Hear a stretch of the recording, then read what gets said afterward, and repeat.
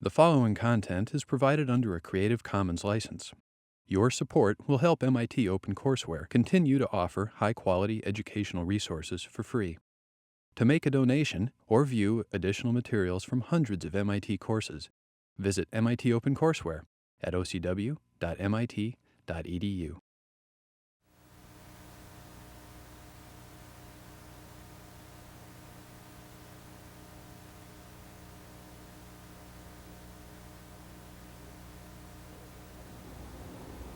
Edgerton's boomer illustrates the induction of a current in a conductor subjected to a time-varying magnetic field and the associated magnetic forces.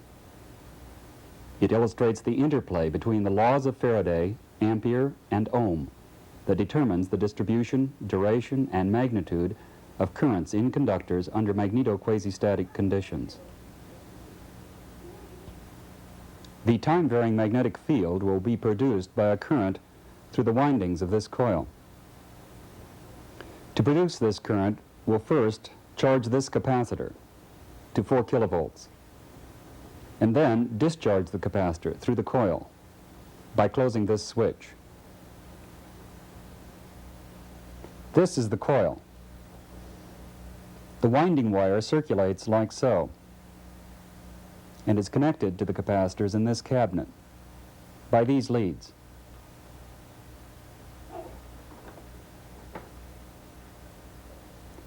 When the high voltage power supply in the cabinet is turned on,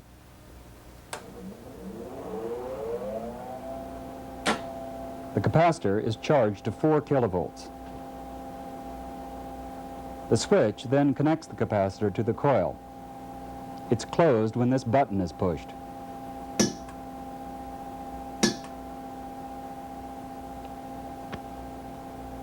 The switch consists of a spark gap, which we just heard. We can see it if we open this panel.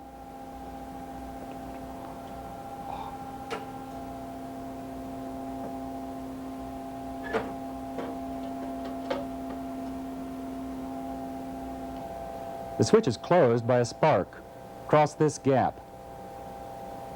That spark is activated by applying a voltage to this electrode to make a smaller electrical breakdown in the gap. Just once, we'll bypass the safety interlock that ordinarily disconnects the circuit when the panel is opened.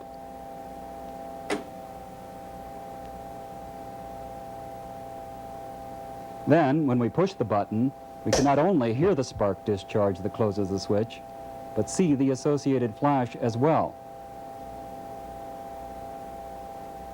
Maybe we can do it once more.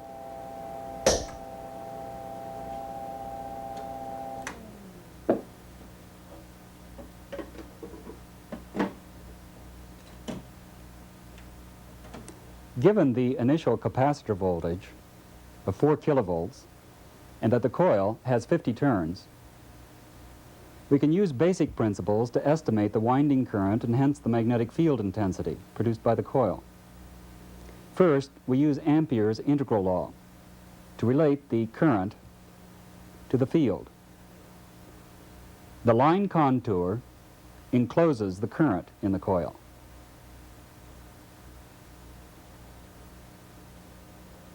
Ampere's integral law applied to this contour, C.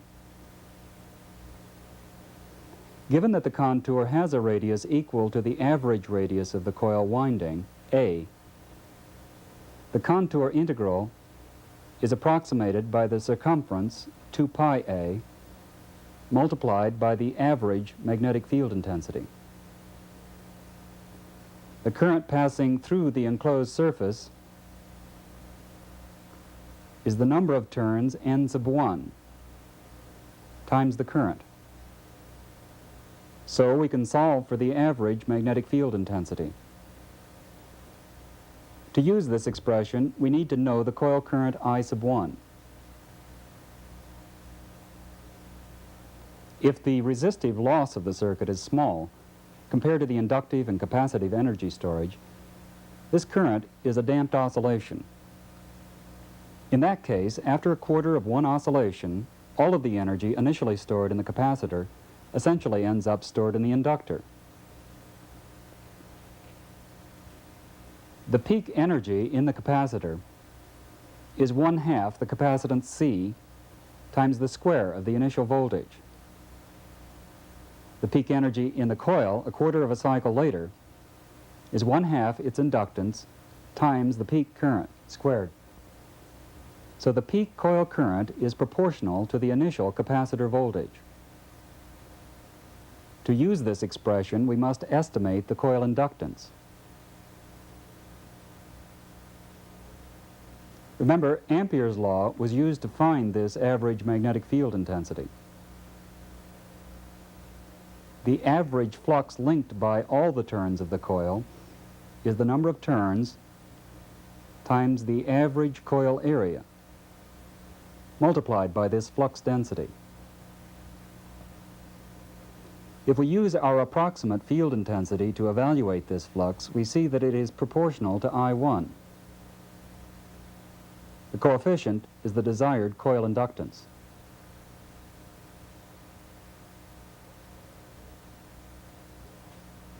For our coil, A is on the order of 7 centimeters. There are about 50 turns. So the coil inductance is about 1/10 of a millihenry.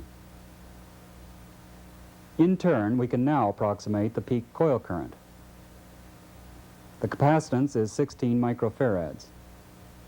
So, for an initial voltage of 4 kilovolts, the peak coil current is about 1600 amperes. From this current, it follows from Ampere's law that the peak magnetic field intensity is 1.8 times 10 to the 5th amps per meter. In free space, the peak flux density is therefore 0.23 Tesla, about 2300 Gauss. The energy oscillates back and forth between the capacitor and the inductor. Provided that the circuit resistance is not too large, this is the frequency of the oscillation. Once again, using the inductance of 1/10 millihenry, the capacitance of 16 microfarads, we estimate the frequency to be about 4 kilohertz. Before we go on, let's see how well we've approximated the current and field. This current probe will link one of the wires connected to the coil.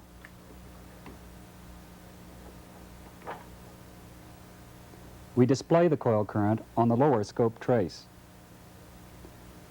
The voltage induced at the terminals of this coil by the time-varying magnetic flux density will be used to deduce B. This voltage will be displayed as the upper scope trace.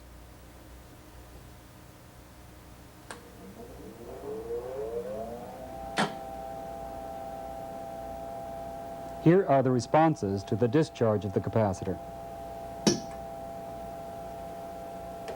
The time axis is 0.2 of a millisecond per division. So the period of the oscillation is about 1/3 of a millisecond. The oscillation frequency is roughly the predicted 4 kilohertz. The duration of the lower trace current, and hence of the field, is on the order of 1 millisecond. The peak in the current on the lower trace is about 1 division. There are 1,000 amps per division, so the peak current is about 1,000 amps. This is in the range of the estimated value of 1,600 amps. Remember, we've not accounted for losses in the spark gap in the coil. Finally, the voltage of our induction loop, the upper trace, is related to the coil area and turns by Faraday's law. The coil voltage is the rate of change of the flux, the product of its area, its turns, and the magnetic flux density. We approximate the derivative by omega. So this is B. There are 200 turns. The area is 2.4 times 10 to the minus 4 meters squared. The estimated frequency is 4 kilohertz, and the peak voltage is 500 volts. We conclude that near the center of the coil, the peak magnetic flux density is 0.4 Tesla, 4,000 Gauss. Our estimate of the space average for this peak value of the flux density was 2,300 Gauss, somewhat less, as it should be. Now, suppose that a conducting disk is placed just above the coil. What's the current induced in the disk? To obtain a rough approximation, we begin by applying Faraday's integral law to this contour. It encloses the surface S, lying in the plane of the disk.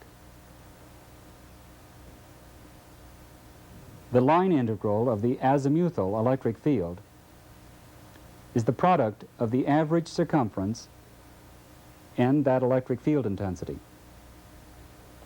It's equal to the time rate of change of the net flux through the enclosed area, pi a squared.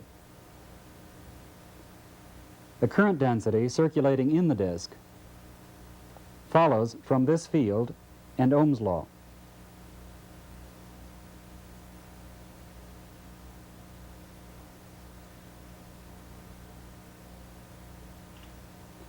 The disk could represent a hand.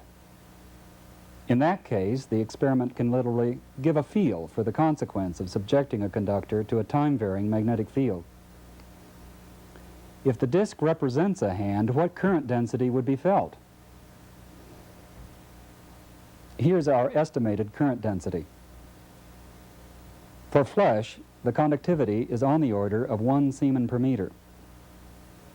Here's the permeability of free space and the average coil radius. The angular frequency, roughly 2 pi times 4 kilohertz. This is our calculated average field intensity. So the current density is approximately 200 amps per square meter.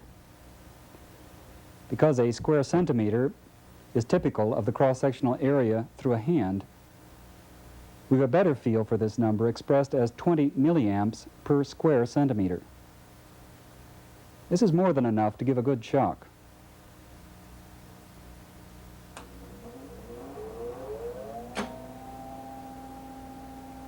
The magnetic field created by the coil is non-uniform, far away that of a dipole.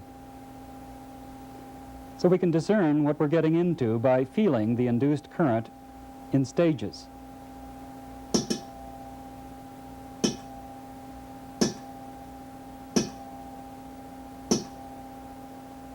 The sensation is of a short duration twinge, much as would be expected for a pulse that lasts 1 millisecond.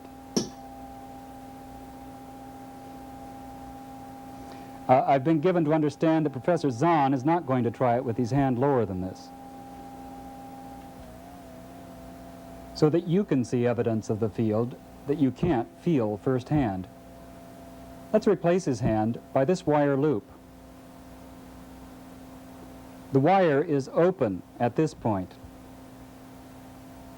with the ends barely touching. So the field induced around the contour is concentrated at the gap. We go to a higher f-stop to protect the camera.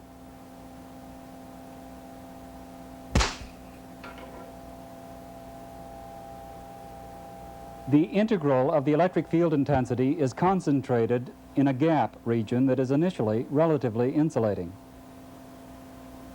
So the electric field intensity between the almost touching wires is enough to produce a spark.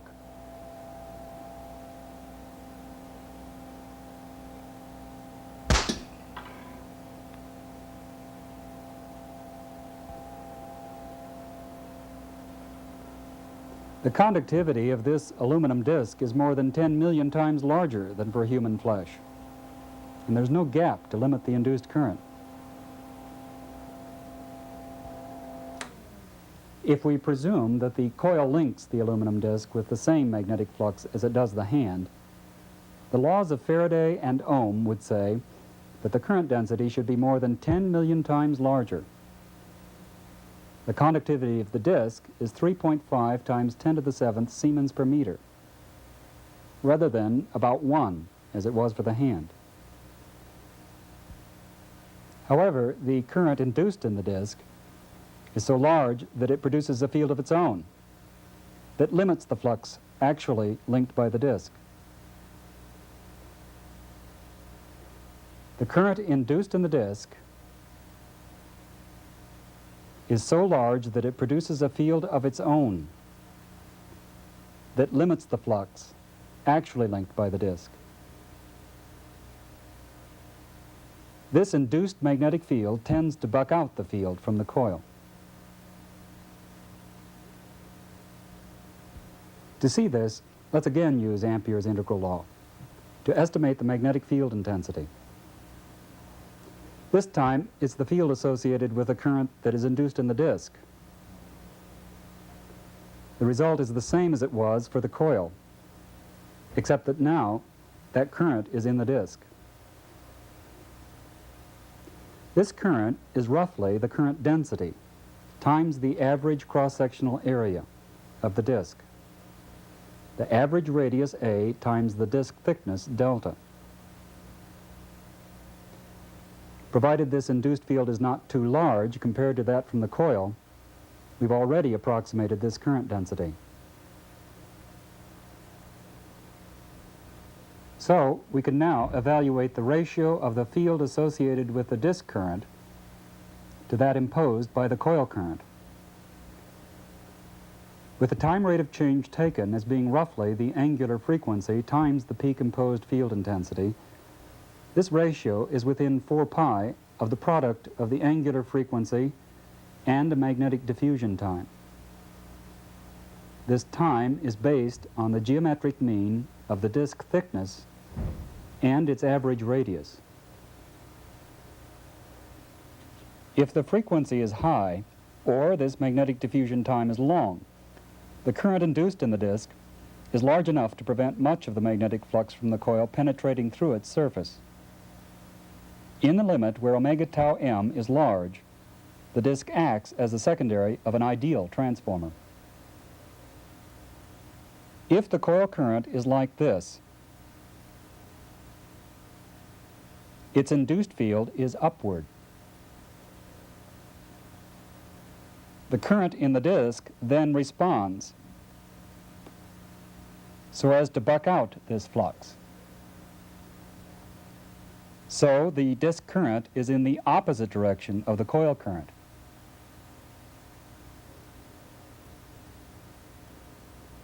Is the product of the frequency and the magnetic diffusion time for the aluminum disk large enough that it does tend to buck out the imposed field? First, let's evaluate tau m. The thickness is 2 millimeters. The average radius is 7 centimeters.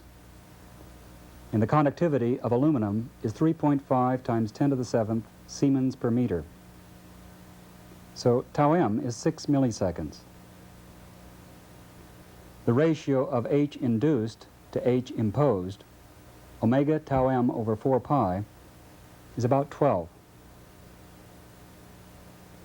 With the aluminum disk, we are indeed in the range where the disk current produces a field that bucks out the coil current.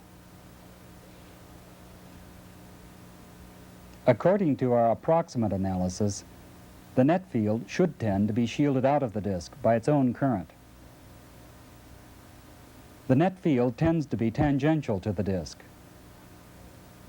One result is a net upward force on the disk. This force is the result of a force density, J crossed with B. J crossed with B.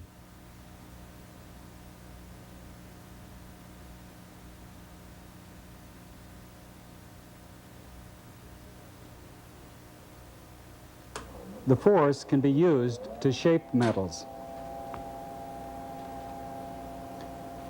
Here, the upward force is evident in the shaping of the outer edge of a foil disk.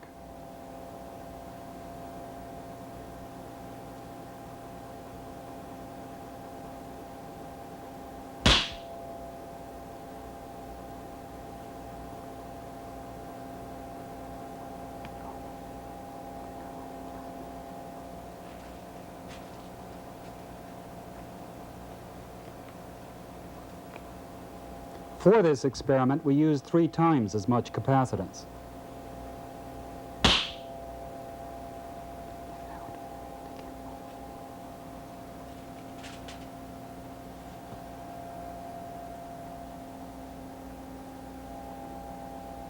If the force can be used to shape the metal, it can also be used to launch the disc. If we leave the disc alone, will it lift off after the button is pushed? It's tempting to take an experimental approach, but it's more fun to first see what we predict.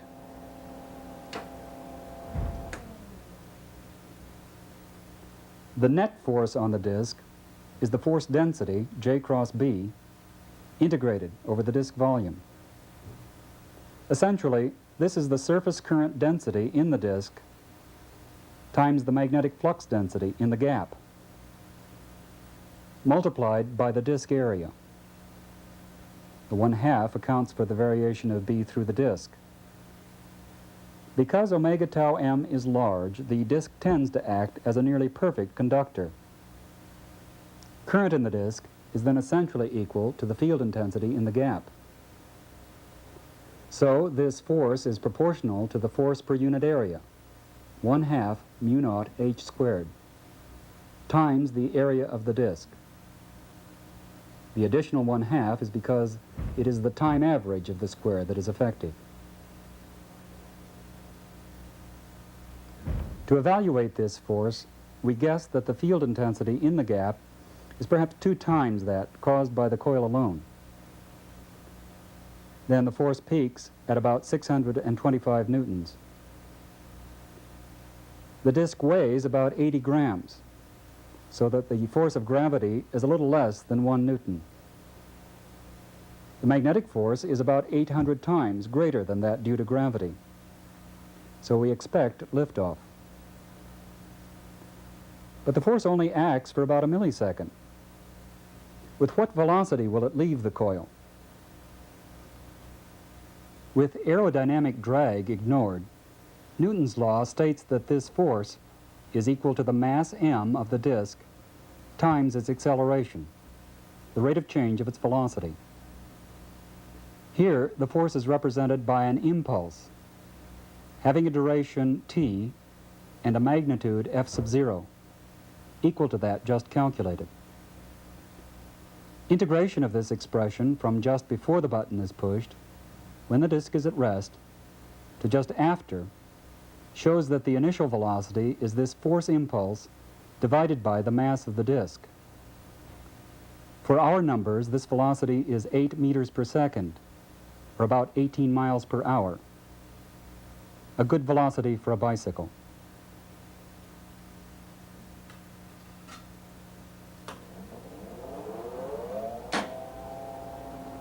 Perhaps we should estimate how high the disc will go before we push the button. If the disc hurts the ceiling, one of us might get fired. The initial kinetic energy of the disc will be converted to potential form when it reaches its maximum height, h. G is the gravitational acceleration. We predict a height of 3 meters, which is sufficiently small that we can perhaps responsibly push the button. I'm Melcher, and as you know, that's Zahn. We've brought along an illuminary here to push that button finally. This is Professor Doc Edgerton, and it's his machine. What we've done, of course, is to show you this disc. And now, if, Doc, you turn on your machine. Ready? Here we go. I'm going to step out of this. I'll turn on the main power. Let it come up to charge.